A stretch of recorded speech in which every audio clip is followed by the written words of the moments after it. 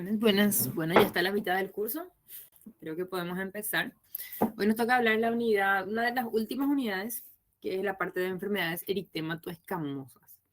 Un capítulo que en particular me gusta mucho. Vamos a iniciar la grabación. Antes que nada, ya alcé en la plataforma y también ya le pasé el delegado de los temas para el trabajo final. Tienen que hacer duplas. Me dijo el delegado que va a sortear. Entonces, ustedes pueden hacer las duplas por afinidad y luego se enumeran del 1, ustedes se enumeran del 1 al, entonces son 48, van a formar 24 duplas, entonces son 24 temas. Se enumeran del 1 al 24 las duplas y luego se sortean los temas, ¿sí? Y eso es solamente para entregar escrito como una monografía. Y después la parte de presentación vamos a hacer como un e-poster, ¿sí?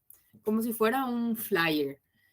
Una sola foto, una infografía, digamos, donde ustedes van a plasmar ahí un resumen de todo lo que investigaron, ¿sí? Lucía le pregunta cuál capítulo del libro, capítulo 12, enfermedades eritematoescamosas.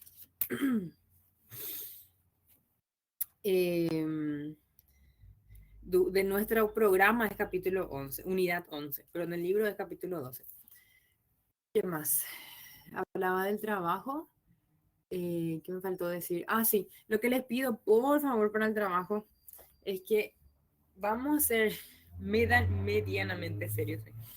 La bibliografía traten de buscar que sea de libros o que sea de artículos científicos, ¿sí?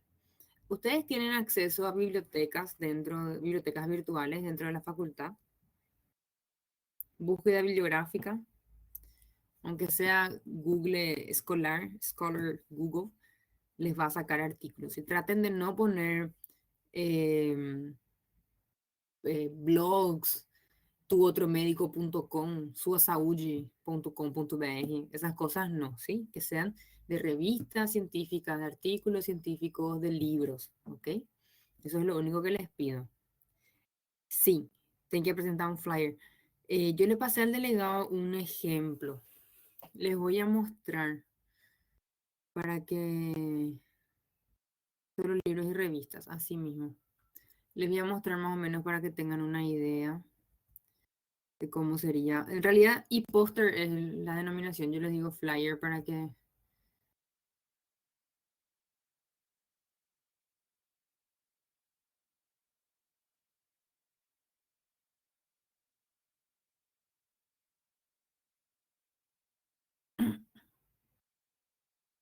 Así, por ejemplo. ¿Sí? Voy a compartir mi pantalla para que puedan ver.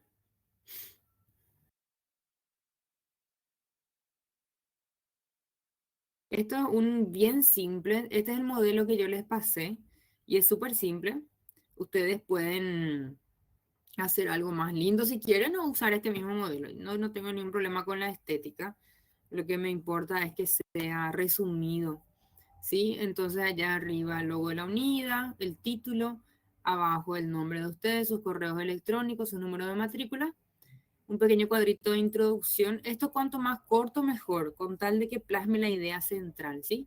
Introducción, desarrollo y conclusión, ¿sí? En 3 sectores. Y un poquito de fotos. Las fotos pueden estar distribuidas también como ustedes quieran y si así la bibliografía principal allá abajo, ¿sí? Como para mostrar que ustedes tienen capacidad de síntesis y de plasmar sus ideas en pocas palabras y en fotos. Porque hoy día, cuando ustedes van a presentar en congresos, por ejemplo, si ustedes envían su trabajo a un congreso, generalmente los congresos clasifican los trabajos en presentaciones presenciales o virtuales y en póster, ¿verdad? Y hoy día los pósters se hacen todos en forma virtual. Ya nadie, antigamente a gente mandava imprimir aquele banner, aquele papel de revista, igual a la foto de 15 años que queda colgada en la sala, ¿verdad? Pero hoy día ya no se hace eso. Hoy todos los trabajos ya se presentan en forma de e-póster, entonces para que ustedes vayan entrenándose y familiarizándose con esa modalidad. ¿Está bien?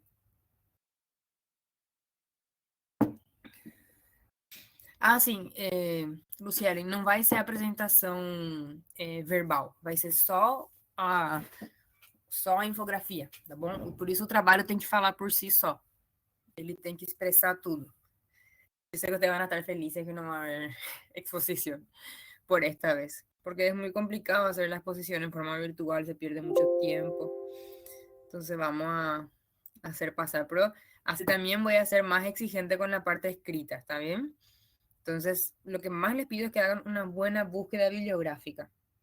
Eso, que se preocupen en buscar fuentes confiables y nuevas, que sea por lo menos de los últimos 10 años, y que no sean, por favor, informações de Twitter de blogueira, nem nada desse estilo. Enfim.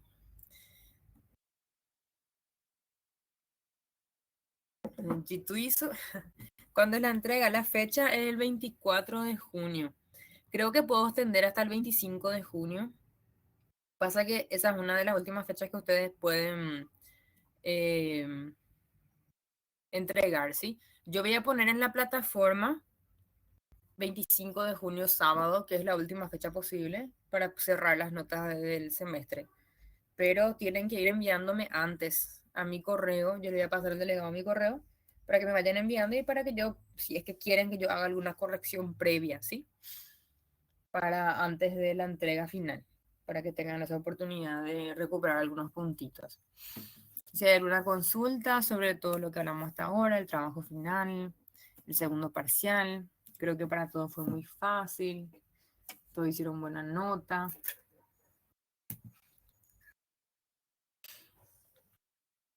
Si no hay nada sobre eso, entonces vamos a empezar con lo que es enfermedad eritemato escamosa. ¿Qué pasa con las enfermedades eritemato escamosa? En ellas vemos exactamente lo que vemos acá. ¿Qué vemos acá? Mayara, ¿qué usted ve en esa foto? ¿Qué lesiones tiene este hombre? Mayara, Lucielen, Maya Chivas. Ah, un poquinho antes, Mayara. Lesão elemental, la lesión elemental. ¿Qué tipo de lesión elemental es esta? Tá certo, é uma psoríase. Mas vamos a empezar a describir qué lesión es. Es una mácula, es una pápula.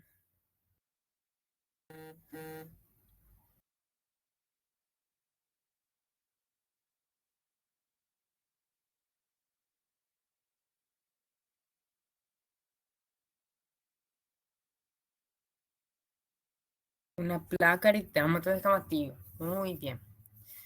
Espectacular. Entonces son placas eritematoescamativas. Sí, podemos decir que la placa de la pierna, ¿verdad? Que es la foto de la derecha, es una placa extensa. Abarca toda una zona geográfica, que es el miembro inferior izquierdo. Acá en la parte del rostro podemos decir que las placas eritematoescamativas tienen preferencia por regiones seborreicas, cuero cabelludo, cejas, entrecejos, ¿sí? Entonces, ¿por qué eritematoescamativas, como nos dijo Isa? Porque son escamas sobre una base eritematosa. ¿Y esto es psoriasis? Sí, esto es psoriasis. Pero también hay otras enfermedades que entran dentro de este grupo de enfermedades eritematoescamativas.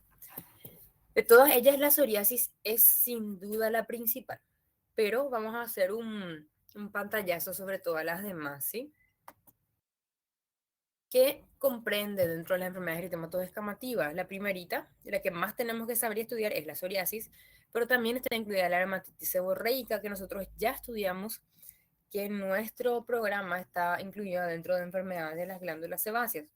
Pero hoy día ya la literatura más nueva ya le quita la dermatitis seborreica de esa parte de enfermedades de las glándulas sebáceas porque se sabe que no es tanto culpa de las glándulas. Es mucho más embaixo buraco en la dermatitis seborreica. Entonces, se le estudia ahora preferentemente dentro de enfermedades eritematoescamativas. También la repetiriasis rosada, las eritrodermias, las eczematides y las parapsoriasis. Parapsoriasis. Vamos a ir viendo, detallando un poquitito. Dermatitis seborreica ya dimos, pero para un repaso, es una dermatosis crónica, frecuente y recurrente O sea que es algo que va a acompañar al paciente posiblemente por toda su vida o por gran parte de su vida. La causa es desconocida, si bien es multifactorial. Hay una predisposición familiar, si es que padre tiene, probablemente el hijo tenga. Sabemos que hay la participación de la Malassezia furfur, que es un hongo, y es más frecuente en hombres. Su incidencia también aumenta en inmunosuprimidos, tanto así que mencionamos allá cuando dimos dermatosis relacionadas al VIH, que la dermatitis seborreica es frecuente también en estos pacientes. Hay factores que favorecen el desarrollo de la dermatitis seborreica: el frío, el calor, la humedad, tensión emocional y alcoholismo. Y también puede asociarse la dermatitis seborreica a la psoriasis. Incluso muchas veces es difícil hacer el diagnóstico diferencial entre dermatitis seborreica y psoriasis. Por eso algunos eh, implementan un término que es la sebosoriasis, que dicen que es algo intermedio entre la dermatitis seborreica y la psoriasis. Pero eso no es muy científico, sino que es un término que usamos cuando realmente no conseguimos hacer el diagnóstico diferencial. Ya habíamos visto que puede ser la dermatitis seborreica en la etapa de lactancia, que predomina en cuero cabelludo, haciendo lo que llamamos costra láctea, y en el adulto, que predominan zonas seborreicas, cejas, entre cejas y laterales a la nariz.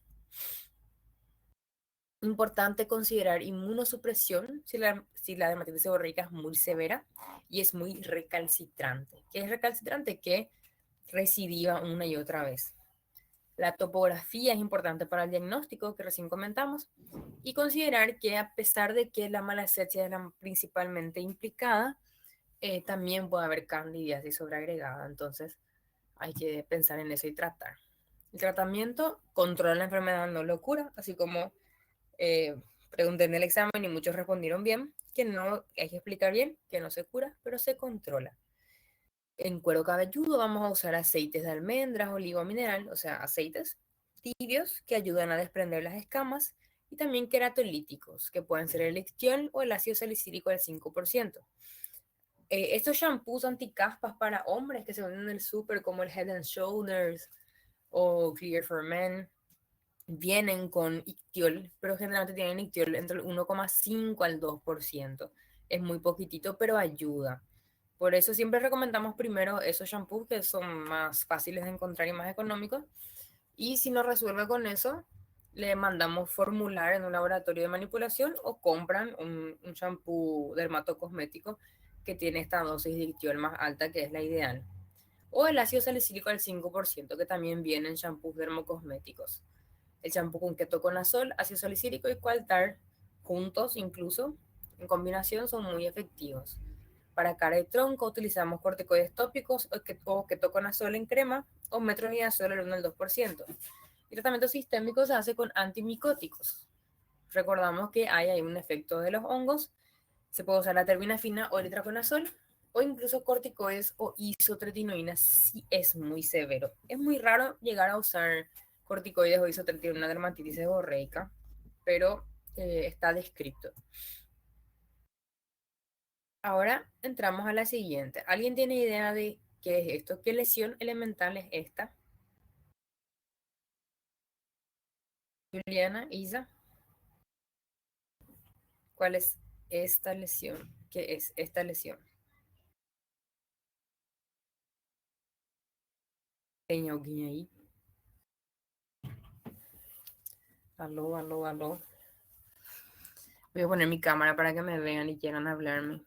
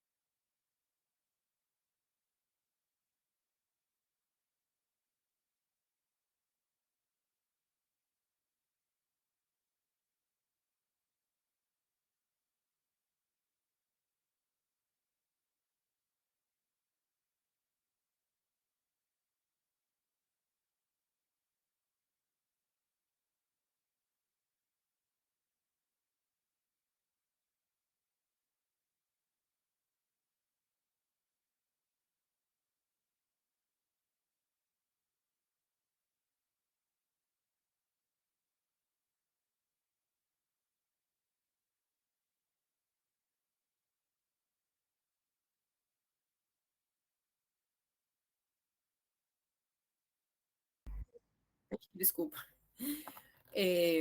Não, não tentem dar diagnóstico. A lesão elemental. Vamos começar pela semiologia. Voltando lá, repassando já. Primeira unidade. Qual lesão elemental a gente vê aqui? É uma pápula? É um nódulo? É uma mácula? Vou começar pelo mais fácil.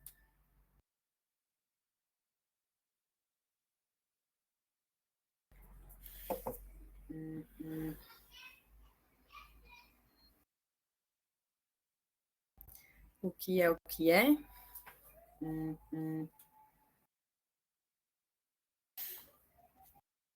Uma placa. Muito bem, Juliana. Isso é uma placa e igual a outra. É uma placa eritematura escamativa. A descrição até pareceria que é igual à primeira. Placa de bordo eritematoso, centro pálido, escamativo. Muito bem, Isa. Isso mesmo. E a descamação aqui é fina. A diferença da psoríase, que a descamação era grossa. A diferença de cor é importante. O centro é mais pálido, a borda é mais eritematosa. E tem uma coisa chamativa, que tem uma lesão que aparentemente é a principal. Desculpa aí, rapidão. Vamos deixar passar essa ambulância.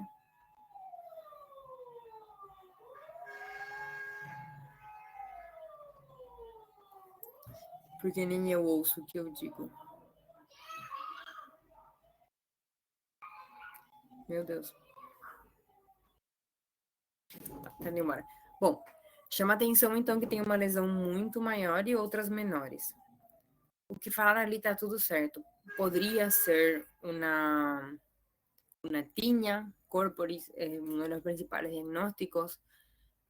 Incluso se podría pensar en enfermedad de Hansen cuando es que tuviéramos alteración de la sensibilidad. Exposición intradérmica, no entiendo. ¿Qué querés decir? O que seria? Mas enfim. Bom, essa foto corresponde ao seguinte tema. Enquanto a Juliana escreve.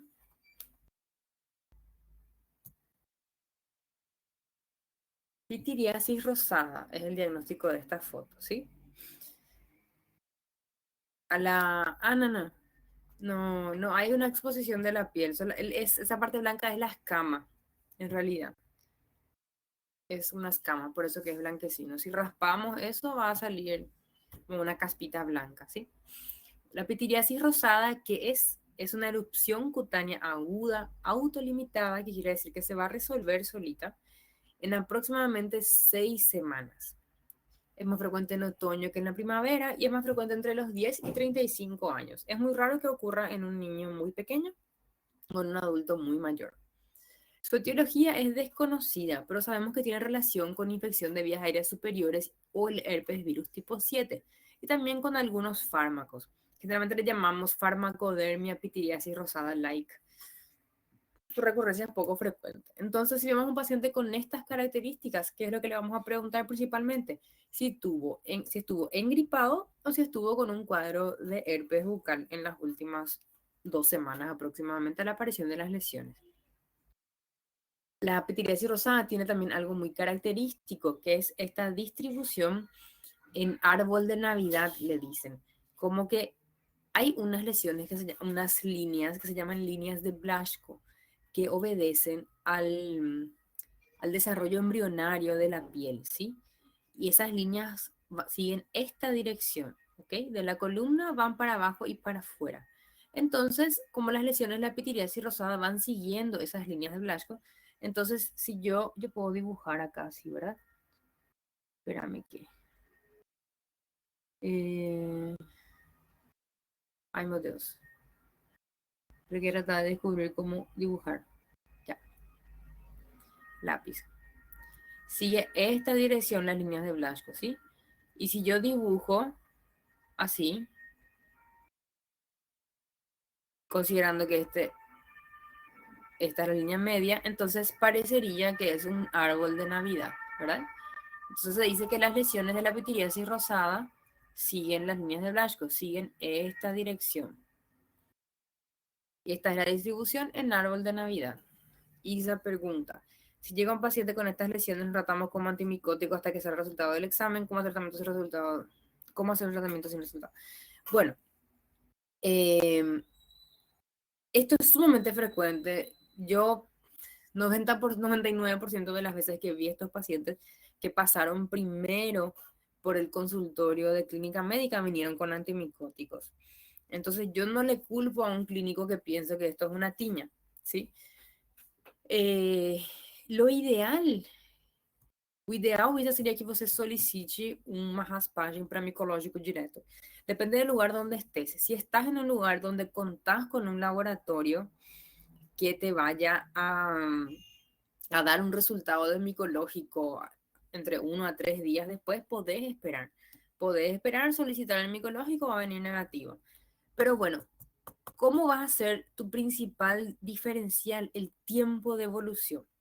Vamos a suponer que esto es un hombre joven, un adolescente de 16 años, que me dice que primero que estuvo engripado hace 2 semanas, luego le salió esta lesión solita y 3 o 4 días después de una vez brotaron todas las demás lesiones en todo su tronco y en sus brazos y en sus piernas. No existe una tiña corporis que sea capaz de diseminarse con esa rapidez, ¿sí? La tiña corporis inicia pequeña, generalmente se esparce por contigüidad y lleva semanas a meses en alcanzar a abarcar todo el cuerpo. Principalmente si es un joven inmunocompetente, yo tengo que dudar que eso sea una tiña. Ahora, si es un señor de 60 años, tabaquista, alcohólico, o una señora de 50 años que está tratamiento con quimioterapia por cáncer de mama y me dice, mira, hace varias semanas que me salieron estas manchas, entonces sí vamos a pensar en una tiña. Pero un adolescente sano que viene y me dice, doctora, esto tiene una semana que me apareció, entonces no es tiña, ¿sí? Entonces, básicamente, respondiendo a tu pregunta, el principal diferencial está en el tiempo de evolución en la historia clínica. Ahí está la importancia de la historia clínica, ¿sí? Pero para todos los efectos, si le das un tratamiento tópico antimicótico, no le vas a hacer daño a tu paciente. Recordar la clínica y fiarse de eso, ¿sí? No hay análisis laboratorial que te confirme la pitiriasis rosada. Básicamente lo que vas a hacer es descartar que sea una tiña y te quedas con el otro diagnóstico, ¿sí? Bueno, entonces, ojo para eso, la edad de frecuencia, adolescentes, adultos jóvenes, poco frecuente en niños y ancianos, y el antecedente de enfermedad respiratoria. Después la espalda, que va a tener esta distribución en el árbol de Navidad que les acabo de dibujar, y con la tiña no vamos a tener esto. Con la tiña la disposición es totalmente desorganizada, ¿sí? No sigue un patrón. Y lo otro, que acá no está, pero dice en el libro y les voy a comentar, es que la pitiriasis rosada clásica o típica tiene algo que sale primero, que es la placa madre, se le dice. Primero sale una lesión grande única y 3 o 4 días después brotan las otras lesiones que son menores. Entonces, placa heráldica o placa madre, pregunta de examen, sale primero la pitiriasis rosada y días después salen las demás. Si yo tengo esta cronología bien detallada por el paciente, sin duda puedo hacer el diagnóstico de una pitiriasis rosada, ¿sí? ¿Y cómo se trata? El tratamiento es conservador. Allá en la primera diapositiva dijimos que es autolimitada, entonces el paciente se va a curar conmigo o sinmigo, ¿sí? Se va a curar de todas. En formas diseminadas podemos usar corticoides tópicos. Pocas veces va acompañado de prurito. Si pica, entonces podemos dar un poquitito de corticoides tópicos y se puede llegar a utilizar fototerapia en casos que son muy persistentes, porque puede llegar a durar casi 3 meses, ¿sí? Pero si no, no se trata, se deja así mismo. ¿Cuáles son los diagnósticos diferenciales? Ahí está. La tiña corporis, como ustedes dijeron, que es lo principal que uno piensa, todos piensan que es tiña corporis. Uy. Y lo otro que tenemos que pensar sí o sí es la sífilis secundaria, el secundarismo luético. Recuerdan que en la sífilis secundaria tenemos la roceola sifilítica, que fue algo que salió también del examen. Entonces, mirar palmas y plantas. Si hay afectación de palmas y plantas, pensar en roceola sifilítica. Ese es el principal diagnóstico diferencial. Pero así, para su día a día del consultorio, llega paciente con este tipo de lesiones, ustedes tienen que solicitar sí o sí BDRL, ¿sí? Manchas rosadas que aparecen de la nada, hay que pedir BDRL a todos los pacientes. Si VIH, BDRL, y pueden descartar que sea una tiña con un raspado micológico, te viene negativo, puedes estar seguro de que es una pitiriasis rosada. ¿Está bien? Otro diagnóstico diferencial son erupciones liquenoides y psoriasis en gotas, que vamos a ver más adelante qué son. Ahora, este paciente. ¿Qué vemos acá? Aurélio está muito quietinho hoje, ainda não perguntou nada. Tá estranho isso. Isa, Juliana, ¿qué vemos aquí? ¿Qué vemos acá? ¿Cuál es la base? ¿Qué hay en el fondo? ¿Qué es lo que hay primero allá en la base de todo este desastre de la pobre espalda de este señor?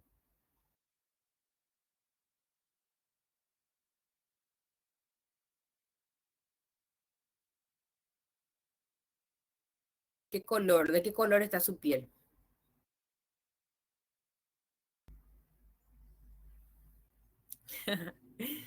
Não, Aurélia, eu tô fazendo uma pergunta, daí eu quero saber se você vai responder. Tô chamando o pessoal para responder as perguntas.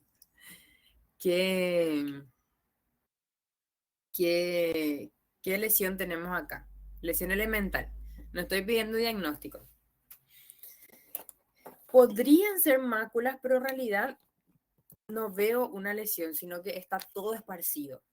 Si fuera una cosita roja así, circular, yo podría decir que es una mácula eritematosa. Pero cuando yo veo todo rojo, como en este señor, ¿cómo le llamo? ¿Me quedé muda? ¿Me escuchan? Aló, aló, aló. ¿Hay alguien ahí? Allá, ¿tem alguien ahí con un libro en la mano? Allá en las primeras páginas del libro, cuando hablan de lesiones elementales. No, Juliana, sem dar diagnóstico. Eritrodermia. Muy bien. Creo que es una cañadora. En realidad está súper bien, eritrodermia. Pero yo iba a estar más feliz si me decían que es un eritema. Eso es lo que tenemos. Si yo tengo un circulito rojo, puedo decir que es una mácula eritematosa. Pero cuando está todo rojo por completo, decimos que es un eritema. Así de simple, ¿verdad? Podemos decir que este señor está eritematoso, está, porque está todo rojo. Pero además de eritema, ¿qué él tiene? Por encima de la piel roja, ¿qué hay? ¿Qué hay ahí, Juliana? Qualquer das duas Julianas que responden mucho. La piel roja por debajo y por arriba, ¿qué es lo que se ve?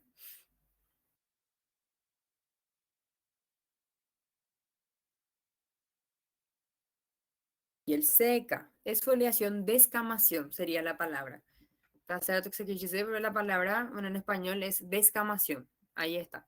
Entonces hay una base eritematosa, la piel está roja, eso se llama eritema. Y por encima de ese eritema tenemos una piel que se descama. Entonces, eritema más descamación es igual a eritrodermia, ¿ok?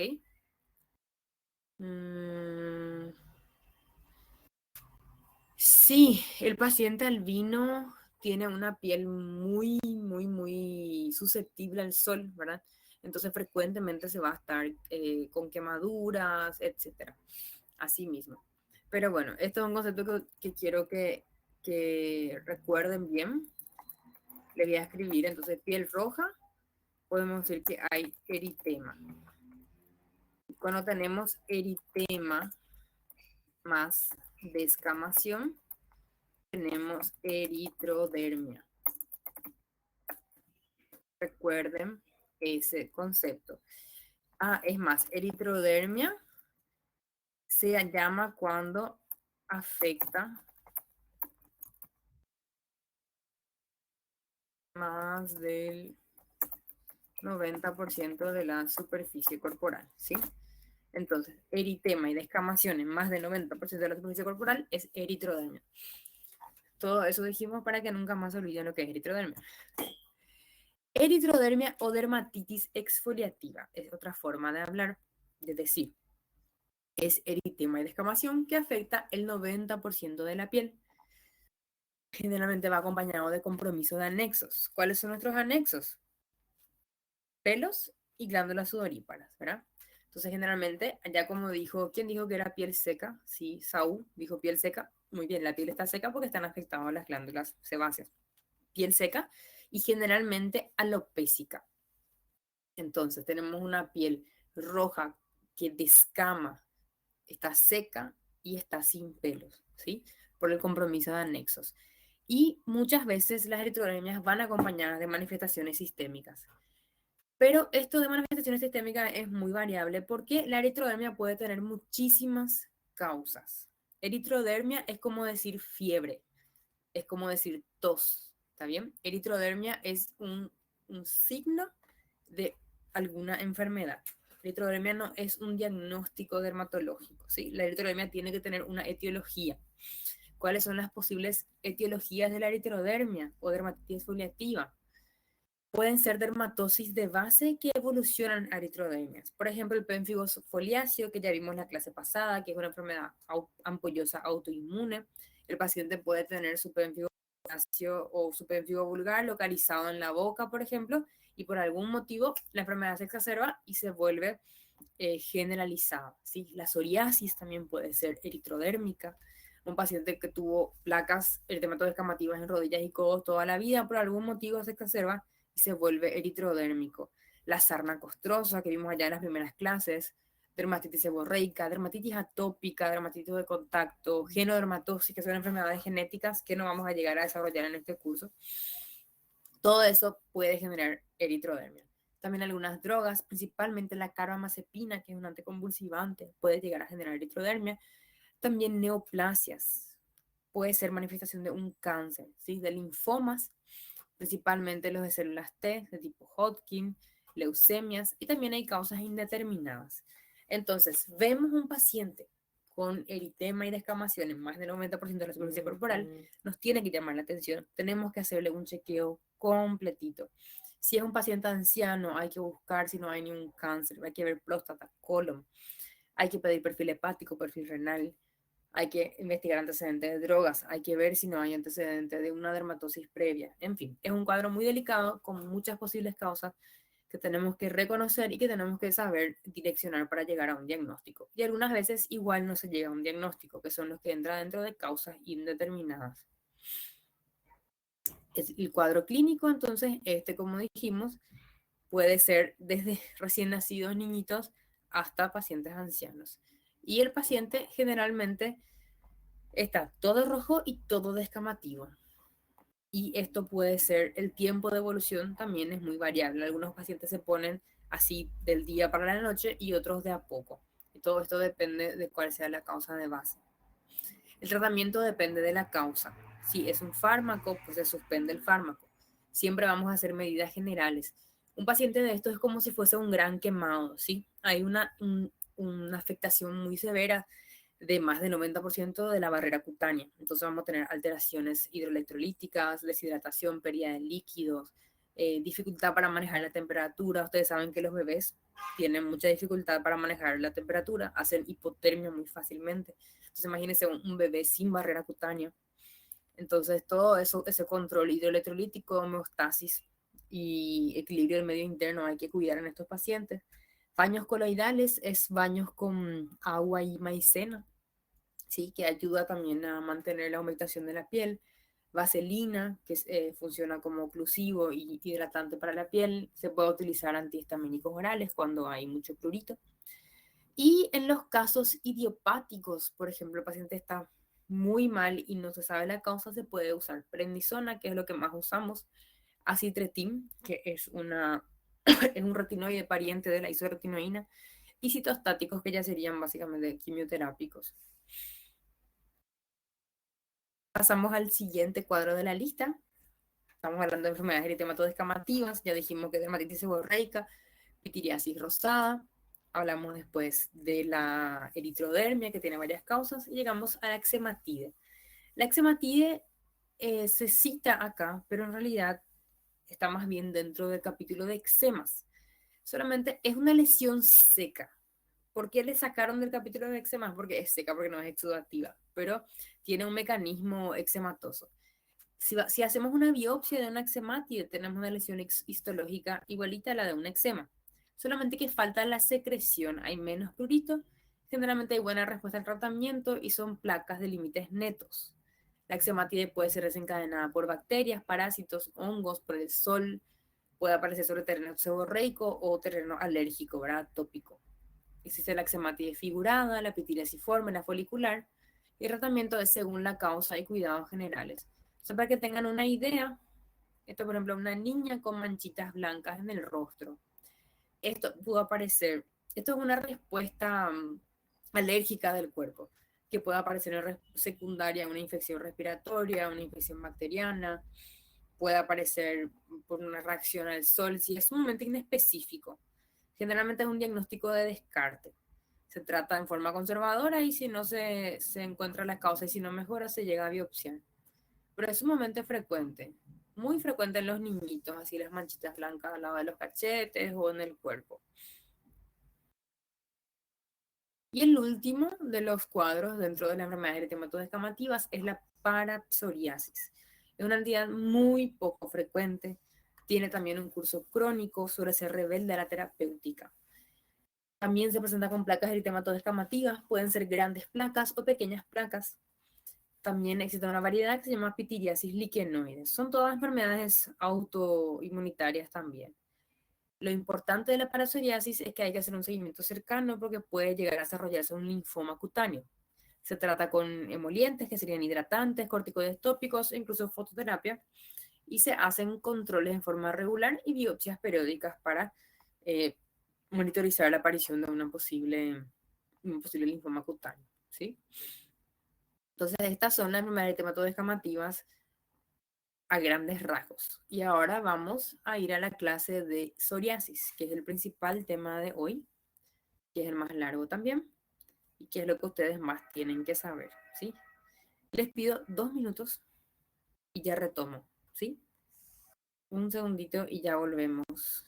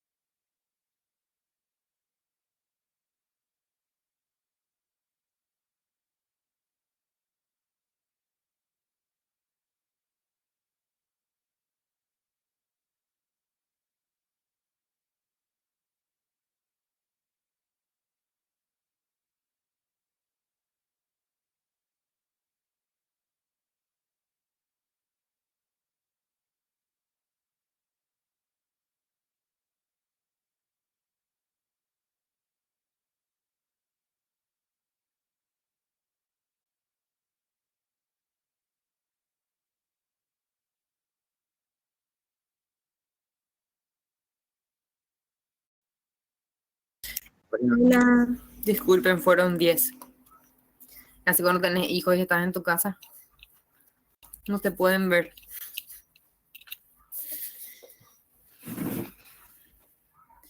Bueno,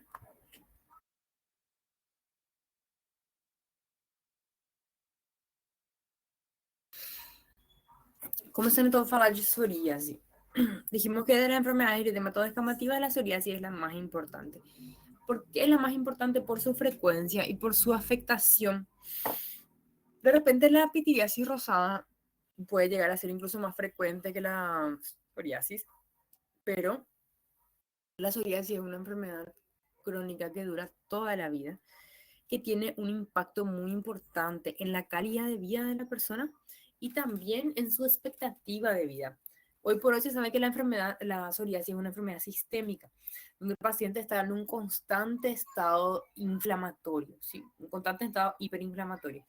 Y que ese estado de hiperinflamación genera un envejecimiento celular precoz y eso genera una disminución de la expectativa de vida. Entonces sabemos que en la psoriasis hay un estado inflamatorio que tiene que ser tratado y cuanto más precoz el tratamiento, mejor, ¿sí? La psoriasis es una enfermedad que empieza en la infancia, en la adolescencia, en hasta 40% de los casos, de forma leve y que se diagnostica tardíamente en la gran mayoría de los casos. O sea, niños y adolescentes que consultan con sus pediatras o con sus médicos generalistas y que no se hace el diagnóstico a tiempo, solamente cuando son adultos se manifiesta la enfermedad y ahí recién empieza el tratamiento específico y ya es muchas veces tarde. Entonces, ¿cómo podemos decir palabras claves sobre la psoriasis? Que es crónica, o sea, que dura para siempre. Que es recurrente, quiere decir que por más que tengamos mejoría, eso va a volver. De hecho, hoy por hoy se sabe que los queratinocitos tienen memoria, que donde hubo una placa de psoriasis, siempre va a volver a aparecer una placa de psoriasis en ese mismo lugar. O sea, esos queratinocitos ya no se les borra la memoria. Ellos vuelven a ser estimulados y ellos van a volver a generar una placa en el mismo lugar. Entonces es recurrente y tiene distintas formas clínicas. De ahí la dificultad para el diagnóstico muchas veces. Si bien está la psoriasis clásica, que todos conocemos, que son las placas eritematoso-descamativas en codos y rodillas, no todas las psoriasis lucen así. Entonces, en la psoriasis tenemos lesiones eritemato-escamosas. Recuerden de eso, ¿sí? ¿Cuáles son las lesiones de la psoriasis? Son las pápulas y las placas.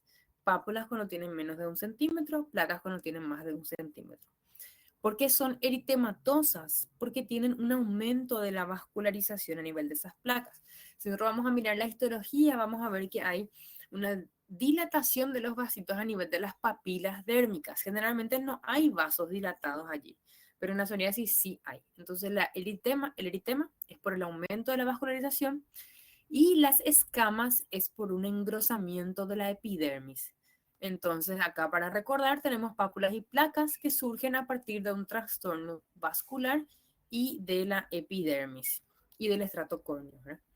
La lesión elemental es esta, es una placa eritematoso-descamativa, podemos decir que es una placa de límites netos, de bordes regulares, sobre la cual se observa una escama gruesa, con aspecto estearino, o con aspecto de vela, se le dice, porque parece la cera de la vela raspada, lo que está ahí arriba. Se sabe que en hasta 1/3 de los casos, 1 de cada 3 tiene un antecedente familiar positivo, o sea, algún pariente que también tuvo psoriasis. El 79% tiene cambios ungueales. Por eso cuando sospechamos de psoriasis es importante mirar las uñas. Vamos a tener alteraciones que vamos a ver más adelante.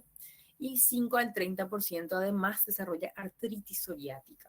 Existe una forma de artritis que es la inflamación de rodillas, de caderas, que va relacionada a la psoriasis y está presente muy frecuentemente también. El impacto psicosocial de la psoriasis es muy importante, genera baja autoestima y discriminación, principalmente porque muchas personas piensan que esas lesiones pueden ser contagiosas, que son hongos o cosas así, entonces genera mucho estigma social y también cohibición de la persona que tiene esta afección. Pero ¿de dónde viene la psoriasis? ¿Cuál es su etiopatogenia? Se sabe que hay una alteración en el ciclo evolutivo de los queratinocitos. Los queratinocitos, si recordamos, La capa basal es el estrato germinativo. En la capa basal tenemos mitosis. Los queratinocitos que están bien pegaditos a la membrana basal son los que sufren mitosis y a través de mitosis se van proliferando. A medida que van madurando, van subiendo en la epidermis y cuando van llegando al estrato granuloso van perdiendo su núcleo, se transforman en células sin núcleo, van acumulando gránulos de queratohialina y eso se acumula en la última capa que es el estrato córneo, ¿sí? Esa es la evolución normal. Pero cuando los queratinocitos se alteran en la psoriasis, ese ciclo evolutivo se vuelve más rápido, haciendo con que se acumulen grandes cantidades de queratinocitos en el estrato córneo y eso va a generar escamas gruesas, ¿sí? ¿Y por qué esto ocurre? ¿Por qué estos queratinocitos tienen esta alteración? Hay varios factores implicados. Sabe que es una enfermedad hereditaria con patrón multigénico. O sea, hay varios genes que están implicados en la patogenia de la psoriasis. El complejo mayor de histocompatibilidad o HLA, B13, B17, B57 son varios, ¿sí? El HLA-CW6 está relacionado a la psoriasis de inicio temprano, en la infancia, que se llama psoriasis de tipo 1. El BW27 está relacionado a la artritis psoriática, síndrome de Reiter, espondilitis, que son las formas más graves con afectación articular. Y estos genes, el B13 y el B17, asociados a la psoriasis eritrodérmica y en niños con la gutata. O sea, en principio, ¿por qué le pasó esto al paciente? Porque estaba genéticamente predeterminado. ¿Sí? Esa es la primera respuesta. Es una enfermedad de base genética, así como la diabetes, así como muchas otras, ¿sí? Aparte de esa predisposición genética, tenemos factores inmunológicos e inflamatorios que van a estimular la generación de estas placas o de esta alteración de los queratinocitos. Los linfocitos son activados por superantígenos. Se cree que uno de estos superantígenos puedan ser los estreptococos. Eso va a atraer más linfocitos TCD4 a la dermis y TCD8 a la epidermis. Estos se van a activar, van a llamar los linfocitos T-helper, van a activar las células dendríticas, mastocitos y macrófagos y se van a liberar todos estos factores inflamatorios. Todos estos mediadores de la inflamación son los que van a hacer que aumente la proliferación epidérmica. O sea, hay una base genética, un estímulo antigénico y ese estímulo antigénico genera un proceso inflamatorio que va a generar la alteración de los queratinocitos y la proliferación epidérmica. ¿Cuáles son estos estimulantes o estos factores desencadenantes? Generalmente son agresiones. Pueden ser agresiones físicas, químicas, etc. Pueden ser traumatismos, arañazos. Por eso también se dice y se sabe que los codos y las rodillas son las zonas más afectadas. ¿Por qué? Porque los codos estamos constantemente apoyando sobre superficies. Las rodillas también. Son zonas de roce constante. Entonces, por ese estímulo de los pequeños traumatismos repetitivos, es que se forman las placas. También quemaduras, infecciones, medicamentos pueden ser causantes. También la hipocalcemia inducida por el embarazo, el estrés emocional, el alcohol, el tabaco, el clima, el sol. Todos estos pueden ser factores desencadenantes de la psoriasis. Las infecciones tienen un papel particular, principalmente el estreptococo cuando dan cuadros de faringitis, o infecciones gastrointestinales o genitourinarias, respiratorias o senos paranasales. O sea, la presencia del estrepto en alguna de estas zonas va a estimular generalmente la psoriasis en gotas, cuando estamos hablando de niños, o psoriasis pustulosa, más en adultos, ¿sí? Entonces, paciente que tiene estos genes para la psoriasis y que está expuesto al estrepto en estas infecciones puede desarrollar una psoriasis. Y las infecciones virósicas como el HIV y el dengue también pueden ser desencadenantes de psoriasis. Hay fármacos que exacerban o desencadenan la psoriasis como el litio, betabloqueantes, antipalúdicos, interferón. Consumir corticoides y reducirlos drásticamente, los AINES, ibuprofeno, diclofenac, y los inhibidores de la ECA como la enalapril, etc. Clínica de la psoriasis. Esto es lo que más nos importa a nosotros, ¿verdad? ¿Qué va a estar afectado en la psoriasis? Piel y anexos. Piel, uñas, mucosa. Y las articulaciones, que son la afectación articular, es la única manifestación extracutánea reconocida de la psoriasis. Si bien sabemos que es una enfermedad inflamatoria sistémica, sabemos que la psoriasis en sí no afecta corazón, pulmón, riñón, hígado, así como el lupus, por ejemplo. El lupus sabemos que es una enfermedad autoinmunitaria cutánea, pero que puede tener una afectación directa de órganos internos, ¿verdad? En la psoriasis no. La psoriasis es una enfermedad inflamatoria, autoinmune, pero que está limitada a la piel y a las articulaciones. Piel y sus anexos, uñas, mucosas, pelo tampoco. ¿Qué vamos a encontrar en la clínica de la psoriasis? Vamos a encontrar placas. Estas placas pueden ser poquitas, puede ser una u otra placa aquí o allí, o pueden ser generalizadas, llegando a ser incluso eritrodérmicas, ¿verdad? Son placas generalmente bien delimitadas, los bordes son nítidos, yo puedo diferenciar bien el borde de mi placa con la piel sana. Y está en la forma clásica, constituido por escamas plateadas o blanco nacaradas, no adheridas. Cuando yo saco la escama, acá por ejemplo tenemos una escama, yo saco la escama y por debajo voy a ver un eritema brillante homogéneo y algo que se llama signo del rocío sangrante. Si yo arranco a casquiña, la cáscara blanca, debajo voy a observar múltiples gotitas de sangre. ¿Y eso por qué? Porque como les dije ya en la primera diapositiva, hay un aumento de la vascularización a nivel de la dermis en la psoriasis. Entonces, por eso es que vamos a ver esta superficie roja brillante. El tamaño de las placas de la psoriasis son sumamente variables, varían desde el tamaño de la cabeza de un alfiler hasta grandes placas que cubren grandes áreas. Como vemos aquí, puede ser tan chiquito como estas pápulas o plaquitas a nivel del codo y algunas en el abdomen, o puede ser una gran placa que afecte todo el abdomen. Y estas lesiones suelen ser crónicas. Pueden cursar con resolución y posteriormente con reexacerbaciones, generalmente en el mismo lugar. 20% de las lesiones obedecen o presentan el signo de Kepner. El signo de Kepner es esto. Es cuando se ve, por ejemplo, el paciente recuerda que ahí se arañó o que ahí tuvo algún trauma lineal y la placa psoriática sigue esa disposición lineal.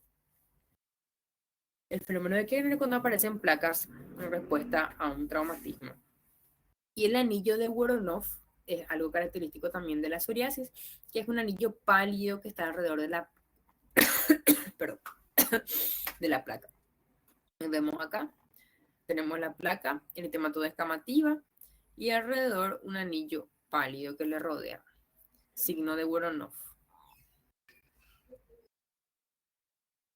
Dijimos que estas placas pueden ser pequeñas, grandes, únicas, múltiples, diseminadas, y según la forma o la morfología de la placa, se clasifican en anulares, circinadas, foliculares, generalizadas, geográficas, vamos a ver ejemplos, psoriasis en gota, psoriasis girata, inversa, nomular, pustulosa o serpinginosa. Todo esto es describiendo muy figurativamente cómo lucen las placas.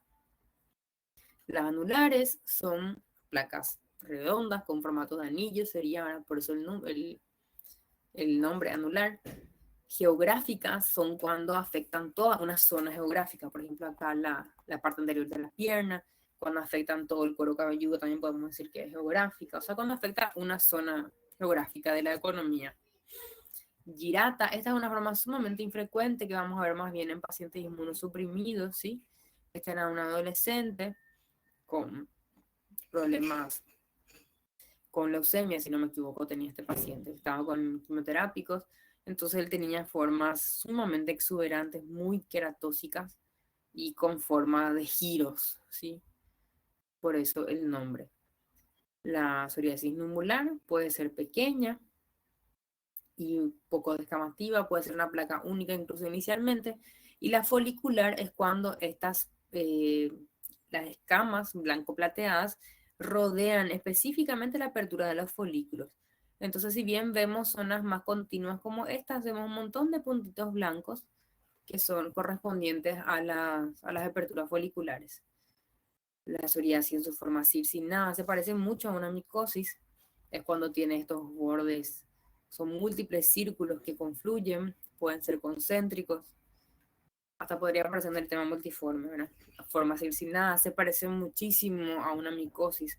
Acá es muy difícil diferenciar, acá sí o sí vamos a pedir un raspado micológico, vamos a pedir incluso hasta una biopsia, porque nos puede confundir bastante este borde circinado, que en todo caso es típico de las tiñas, ¿verdad? La psoriasis del cuero cabelludo, retroauricular. Acá es donde se parece mucho a una dermatitis seborreica, ¿sí? Pero podemos ver que acá la escama es más gruesa. La dermatitis seborreica de repente no vemos tanto eso, pero el diagnóstico diferencial es difícil. Y por último, la gutata es la que tiene placas menores a 1 centímetro, que son varios puntitos distribuidos por todo el cuerpo. Acá además la psoriasis inversa es aquella que afecta pliegues, axilas e ingles generalmente, y la generalizada es la eritrodérmica, que hablamos hace rato. Las placas pueden ser pequeñas, pueden ser grandes. Generalmente están presentes de todo tipo.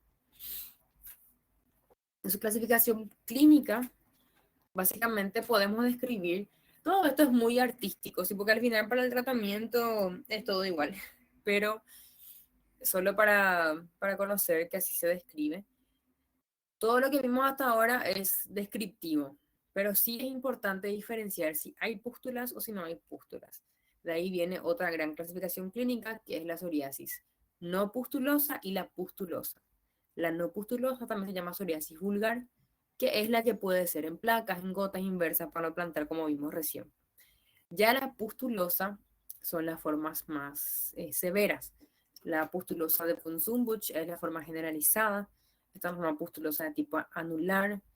Una forma que algunos relutan en llamar a psoriasis, pero que es la psoriasis pustulosa del embarazo, que se llama impétigo herpetiforme, no tiene nada que ver con el herpes, solo lleva ese nombre. La acrodermatitis continua de jalopeo es una forma que es exclusiva de zonas acrales. Y la psoriasis pustulosa palmoplantar, que si bien es localizada es sumamente incapacitante, ¿sí? Entonces para el tratamiento lo que sirve más es diferenciar entre pustulosa y no pustulosa. Y después obviamente la eritrodérmica, que es una forma muy severa, y la forma artropática. Entonces esta es la clasificación que va a ser más útil. No pustulosa, pustulosa, eritrodérmica, artropática. Hay que encajar al paciente en uno de esos 4 grupos. La vulgar o no pustulosa es la más frecuente de todas, presenta el 90% de los casos. La topografía más frecuente es aquellas zonas que van a tener mayor roce o mayor incidencia de microtraumatismos, codos, rodillas, cuero cabelludo, región detrás de las orejas, zona lumbar, ombligo, palmas y plantas. Donde vamos a ver estas placas eritematodo-descamativas. La psoriasis vulgar generalmente es simétrica, como podemos aquí. El paciente tiene la misma lesión, casi de la misma intensidad, tanto en codo y antebrazo derecho como izquierdo. Generalmente esto se repite también en la pierna. La producción de escamas es constante. Ahí puede haber cambio en el tamaño de las placas y hay afectación genital en hasta un 30% de los casos. Psoriasis vulgar en placa, entonces como dijimos, muy frecuente afectación de los codos y de la zona lumbar, que son zonas de roce frecuente. También el cuero cabelludo. Lo clásico de la psoriasis es que la placa eritematodo-descamativa va a avanzar más allá de la raíz de implantación del cuero cabelludo, no así en la dermatitis seborreica, donde respeta la implantación del cuero cabelludo. Eso es un diferencial importante. También la afectación de palmas y plantas es muy importante. Hay pacientes que tienen solamente las palmas y las plantas afectadas y esto es sumamente doloroso e incapacitante. La primera foto que vimos, la psoriasis vulgar puede ser localizada en cabeza, cuero cabelludo y afectar zona seborreica. Puede ser una única gran placa, esta foto ya vimos antes, o puede ser una psoriasis vulgar genital. Acá vemos que afecta el escroto, no es como la inversa que afecta el pliegue, sino que hay afectación del escroto, eritema y descamación a nivel de bolsa escrotal. Aparecen en 30% de los casos. La gutata, como ya dijimos, son pequeñas plaquitas distribuidas, representa 2% del total de casos de psoriasis, es mucho más común en niños y generalmente viene asociada a un cuadro infeccioso del tracto respiratorio superior. En 56% de los niños que solicitamos ASTO, vamos a ver que este está elevado. Es de buen pronóstico la psoriasis cutárea en niños, pero cuando aparecen adultos o cuando persiste hasta la vida adulta, sabemos que va a tener una evolución crónica, así como las otras formas de psoriasis. Las plaquitas siempre van a tener medio a 1,5 centímetros, presentes en tronco y en extremidades, y puede ser precedido a una erupción medicamentosa, o sea, aparte del estrepto, también puede ser una farmacodemia que posterior evoluciona a eso. Más ejemplos de psoriasis gutata, con sus múltiples placas, pequeñitas placas de aproximadamente 1 centímetro. Acá podemos ver, ¿sí? Como la otra paciente, por ejemplo, que tenía una psoriasis vulgar, eran grandes placas, todas juntitas, y acá son todas separaditas, ¿sí? Para diferenciar de la pitiriasis rosada, podemos ver que la escama blanquecina es mucho más gruesa y tiene ese aspecto blanco nacarado. La psoriasis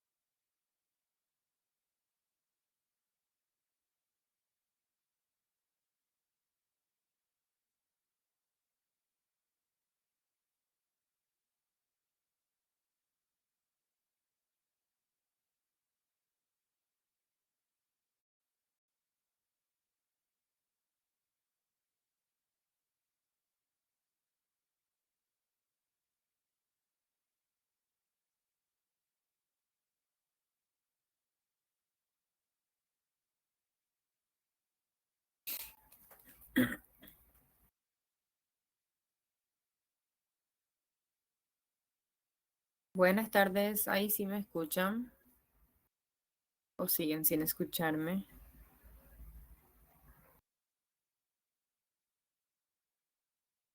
Ah, qué suerte. No sé qué pasó, qué raro. Bueno, reinicié mi computadora. Ahora sí, vámonos. Vamos sí. Logramos terminar. Ay, ay. Bueno, quedamos en las formas clínicas de la psoriasis no pustulosas, ¿verdad? Si tenemos que la psoriasis es más frecuente en zonas de roce, codos, rodillas, diríamos que la psoriasis no se va a presentar en zonas que están guardaditas, ahí como son los pliegues, ¿verdad? Sin embargo, tenemos la psoriasis inversa, donde sí vamos a tener afectación en zonas que no están generalmente expuestas, como son las axilas, las ingles, surco, inframamario, cuello, ¿ok? Generalmente no hay escamas porque estas zonas están normalmente muy húmedas siempre. Entonces no se llegan a formar esas escamas blanco-nacaradas, pero sí se forman placas eritematosas brillantes con bordes nítidos que dan mucho a confundir con micosis, ¿sí? Entonces en estos casos no está mal que le tratemos al paciente con antimicóticos más corticoides, porque muchas veces incluso sí hay hongos sobreagregados. Y siempre pedir un raspado micológico para hacer la diferenciación. Está la psoriasis inversa, entonces placa, eritematosa, blanco brillante, en surco inframamario, aquí a nivel del testículo y del pliegue inguinal. Acá también otros ejemplos de psoriasis inversa, eso sería axila, ¿sí? Acá sí tenemos un poquitito de escamas en las zonas más alejadas de la axila misma. Y aquí a nivel de la zona entre senos. La forma pustulosa, la psoriasis pustulosa generalizada, es una forma de presentación muy inusual. Y aparte de lesiones de psoriasis con pústulas, tenemos fiebre y, bueno, puede ser un paciente con psoriasis que de repente empieza a hacer fiebre y aparición súbita de pústulas satélites. Los desencadenantes de la psoriasis pustulosa pueden ser el embarazo, el impétigo petiforme, la disminución de la corticoterapia, la hipocalcemia, las infecciones o irritantes tópicos. O sea, puede migrar de una psoriasis vulgar a una psoriasis pustulosa. La psoriasis pustulosa puede tener una forma generalizada, que es la de von Subuch, que les había comentado, donde se presentan múltiples pústulas sobre una base eritematosa descamativa. Acá más ejemplos, todo el tronco y todos los brazos afectados. La psoriasis pustulosa también puede ser plantar exclusiva de palmas y plantas. Ahí podemos ver cómo hace rato la misma placa, eritematosa descamativa. Las escamas en los pies son bien gruesas, ¿sí? Porque es luego una zona hiperqueratósica y además se asuman ahí pústulas.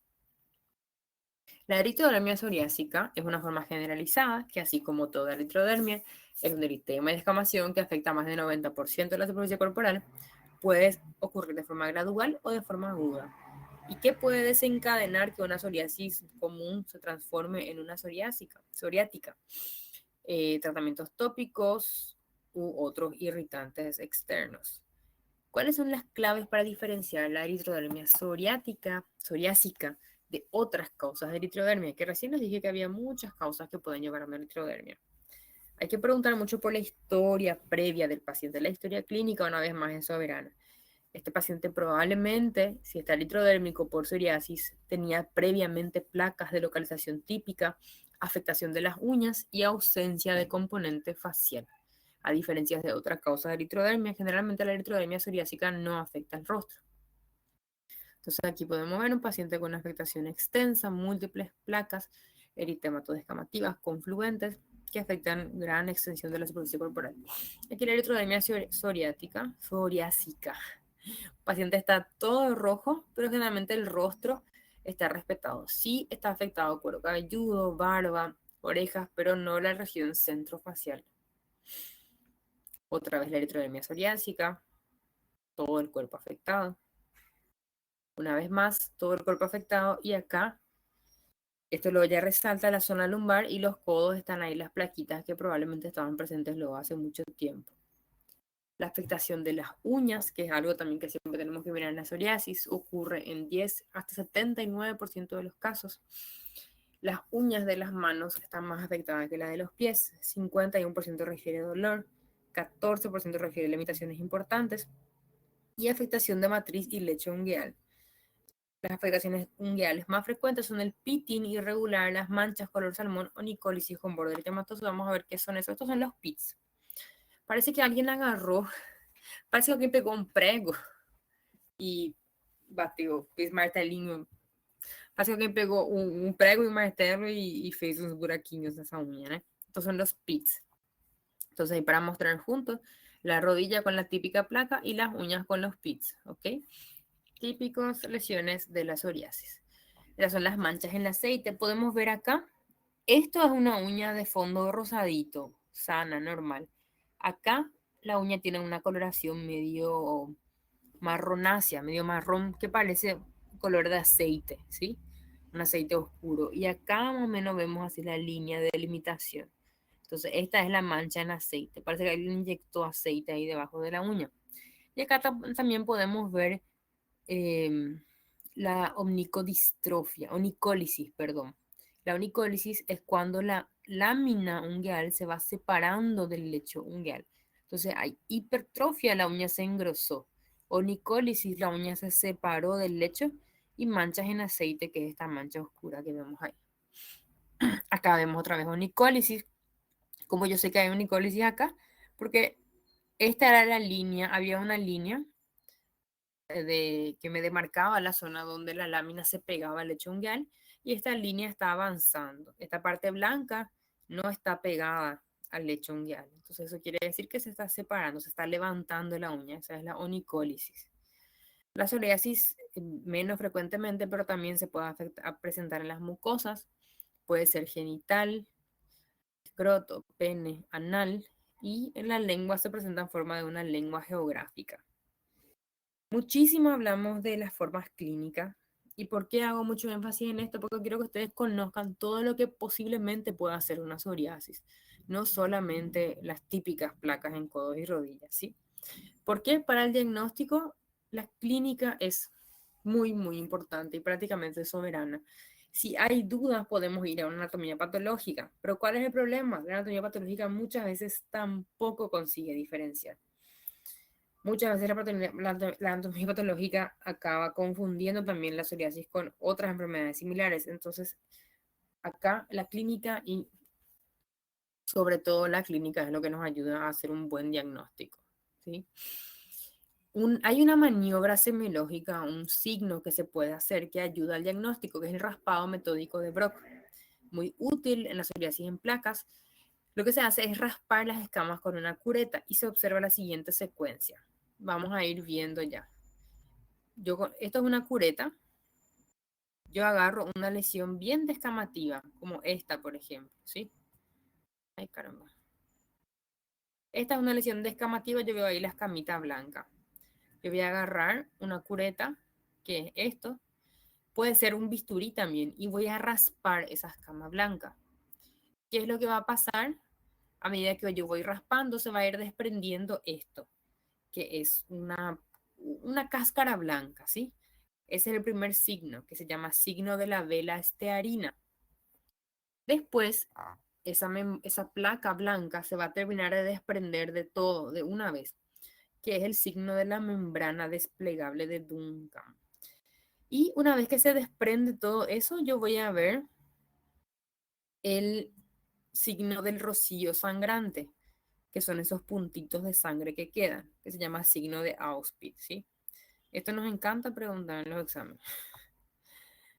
Signo de la vela estearina, signo de la membrana desplegable de Duncan-Buckley y signo de Auspitz. Y todo esto constituye el raspado metódico de Brock, que es una maniobra semiológica sumamente interesante para el diagnóstico de la psoriasis que ustedes pueden hacer en el consultorio ahí al lado del paciente sin mucha dificultad, con una simple hoja de bisturí. Si hay dudas diagnósticas y también el paciente con psoriasis, dije ya al principio que tiene un estado inflamatorio sistémico crónico, entonces hay que hacerle un control metabólico extenso. La psoriasis puede estar empeorada por diabetes, por hipertrigliceridemia, entonces el paciente tiene que estar con un buen control metabólico. Se le pide ácido úrico, 50% tiene aumentado. puede ir relacionado a una artritis gotosa, pueden tener anemia, PCR elevado. La urea de creatinina también puede estar alterada, puede ir asociada a una afectación renal. Entonces, no es que la psoriasis le genere todo esto, pero si es que tiene, por ejemplo, no es que la diabetes genere psoriasis, sino que una diabetes descompensada empeora la psoriasis, ¿entienden? Por eso hay que hacerle todo el chequeo al paciente, principalmente al paciente con psoriasis que está muy exacerbado, para ver si no tiene algún desequilibrio metabólico que le esté llevando a una exacerbación muy grave, ¿sí? Por supuesto, BDRL, HIV, parte infecciosa, lipidograma y glucosa. Paciente que se controla la enfermedad de base es paciente que mejora de su psoriasis. Eso hay que hacerle saber al paciente. La psoriasis es muy frecuente con algunas enfermedades concomitantes, como la artritis, la enfermedad de Crohn, que es una enfermedad inflamatoria intestinal. También es alta la incidencia de enfermedad cardiovascular en la psoriasis, hipertensión, diabetes, obesidad, que es lo que conocemos como síndrome metabólico. En menor frecuencia se asocia la psoriasis a atopía urticaria y otras infecciones cutáneas. Los objetivos del tratamiento. Bueno, ya le diagnosticamos al paciente. Clínicamente ya estamos seguros, ya le pedimos todo su laboratorio, ya sabemos de qué se trata. Ahora tenemos que tratar. ¿Qué vamos a tener en el algo terapéutico? Tenemos que hacer algo fuerte de entrada para lograr un control inicial rápido. Disminuir el área afectada lo máximo posible. Disminuir el eritema, las escamas y el grosor de las escamas. En segundo lugar, ya sería, una vez que logramos la remisión, mantener la remisión, evitando recaídas, evitar los efectos adversos de los medicamentos y finalmente lo más importante es mejorar la calidad de vida del paciente. ¿Qué podemos emplear como estrategia terapéutica? Se puede utilizar monoterapia, o sea, un solo medicamento, combinar varios medicamentos. Lo ideal es rotar medicamentos, porque como dijimos que es crónico, va a tener toda la vida. Hay que ir variando los medicamentos. Secuencial, o sea, de lo más leve a lo más pesado. E intermitente quiere decir que le vamos a estar dando periodos de descanso. La psoriasis para el manejo se divide básicamente en leve, moderada y grave. Leve cuando afecta menos del 3% de la superficie corporal, moderado cuando afecta entre el 3 y el 10, y grave cuando afecta más del 10. Las formas leves, menos del 3%, generalmente solo codos y rodillas, etc., suele requerir solamente tratamiento tópico. Cuando es moderada a grave, ya pensamos en tratamiento sistémico en combinación con el tópico, además de fototerapia. Y este 3% otra vez es relativo porque existen las zonas especiales. Por ejemplo, un paciente que tiene solamente palmas y plantas afectadas, pero tiene demasiada afectación de las plantas. O sea, tiene menos de 3% de la superficie corporal afectada, pero un impacto muy grande en su calidad de vida. No consigue caminar, no consigue trabajar. Entonces, en ese paciente, por más de que la zona afectada sea muy pequeña, yo le voy a dar algo más fuerte. Le puedo dar incluso un sistémico. También es importante cuando es en zonas visibles o en uñas, porque es muy dolorosa la psoriasis en uñas. ¿Qué vamos a usar como tratamiento tópico? Podemos utilizar corticoides, generalmente de alta potencia, clobetasol, betametasona, análogos de la vitamina D, calcipotriol, lo que hacen es inhibir la proliferación de los queratinocitos. Coaltar es un queratolítico, la antralina también. Se pueden utilizar inmunomoduladores como el tacrolimus y pimecrolimus, retinoides, el acitretin es lo que se usa, retinoides tópicos, estamos hablando de adapaleno o isotretinoína, que son los mismos que usamos para acné, y otros queratolíticos como ácido salicílico. La fototerapia, que son fracciones de la luz solar que se utilizan en forma terapéutica y controlada, la luz ultravioleta de tipo B, la tipo B de manga angosta, UVA, que es ultravioleta tipo A más soralenos, que son estimulantes, sensibilizantes, y coaltar más UVB. Son diferentes técnicas de fototerapia. Lo que tienen que saber es que existe esta opción de tratamiento para el paciente, la fototerapia. Y cuando son casos que ameritan tratamiento sistémico. Estos son los de primera línea. Metrotexatel, digamos, el más leve, más económico, que siempre intentamos primero. Después está la acetretin, que es un retinoide. Le sigue la ciclosporina y los biológicos. Y los tratamientos sistémicos de segunda línea, ya está el micofenolato de mofetilo, ésteres de ácido fumárico, hidroxiurea y antibióticos, ¿sí? Ya vamos a estar asociando eso solamente en algunos casos. Y es importante saber que el tratamiento es rotativo. por más que el paciente esté andando bien con un tratamiento, hay que suspender y dejarle descansar o rotar el tratamiento cada 1 hasta máximo 3 años. Porque el paciente cada vez que deje la medicación va a rebrotar. Es una condición crónica. Entonces, hay que estar variando los medicamentos para que no incurra en un efecto adverso muy importante de esos medicamentos, ¿sí? Bueno, hasta aquí llegó la clase. Como pudieron ver, dediqué muchísimo tiempo a la clínica y poco, nada al tratamiento. ¿Por qué? Porque esta es una enfermedad que ustedes van a derivar al dermatólogo, ¿sí? Que si es leve, ustedes le pueden dar sus corticoides y sus queratolíticos tópicos, pero si es moderada y grave, es un paciente para referencia a dermatología, ¿sí? Entonces, lo que más tienen que saber como médicos generalistas es hacer el diagnóstico, la sospecha diagnóstica, y saber que este es un paciente que necesita atención especializada, ¿sí? Hasta acá llegamos, chicos, con eritematodes escamativas. Las siguientes clases van a ser de enfermedades autoinmunes, enfermedades del colágeno, y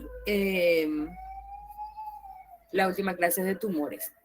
Y luego ahí ya terminamos y solo tenemos el examen final. ¿Ok? No sé si hay alguna duda, alguna pregunta. Está todo muy clarito. Voy a copiar la lista de asistencias, no se vayan.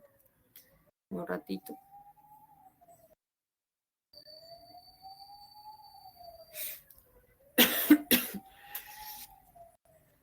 Guardar nombre de usuarios. Ya está la lista de asistencia.